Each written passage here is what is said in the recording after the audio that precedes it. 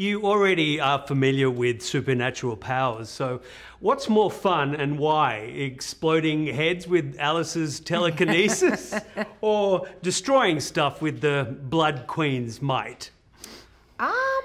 Well, I enjoyed destroying, well, I call it plaguing because she just like sends out like plague through her fingers. I love the plaguing because I got to like airbend a little bit, which I've always wanted to do, but then they never made a sequel to the Airbender movies, and so I never got a chance to audition for it or anything. So I really got to like airbend, and it was all about like so I really got to be physical with the powers, where Alice just kind of stares at things. So, you know, I think Nimue wins for really cool kind of power acting. Okay. Nimue doesn't just destroy things without a purpose. She has a plan. If you could destroy anything you wanted, knowing that it would end up being something good and positive, what would it be? Let's not get political. The question wasn't political in nature, but I understand where you're coming from. You know, Elm Street, Friday the 13th, the Final Destination, they all had their final movies. Would you ever reconsider doing Resident Evil, knowing the 6th was the most successful?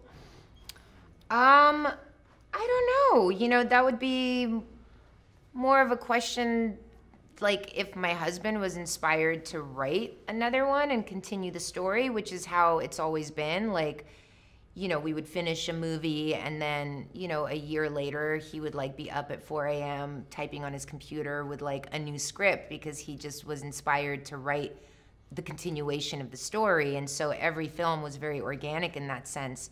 You know, he wanted to make 2 trilogies and he managed to do that, which was so amazing.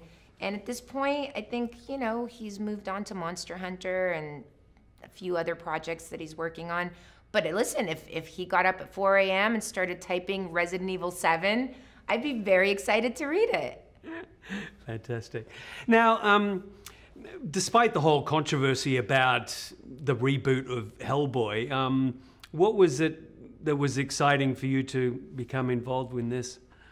You know, when I read the script, I just fell in love with Nimue's character because I felt she was so modern and so apropos to so much that's going on today. You know, she's a powerful woman who is a leader of her people. She loves her people. She wants what's best for them. And she comes to King Arthur and the most powerful men at the time in England with this proposition to like bring unity between monsters and humans. And they, you know, stab her in the heart with a spear, they chop off her head and bury her alive. And I was like, wow, that's very familiar. You know, it's happening all the time here, you know, not physically, but metaphorically speaking. So, you know, being a strong woman who, you know, is threatening to strong men around is a problem that so many women face today. And I felt like they're gonna enjoy the revenge that Nimue wreaks after she was gruesomely, you know, left for dead.